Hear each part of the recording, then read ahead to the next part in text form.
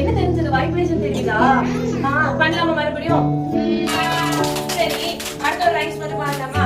யாருக்கு அட்மிட் சொல்லுங்க. பார்க்கலாமா? ஏன் சொல்ல பாத்தீங்க? யார் உங்களுக்கு போன் தரா?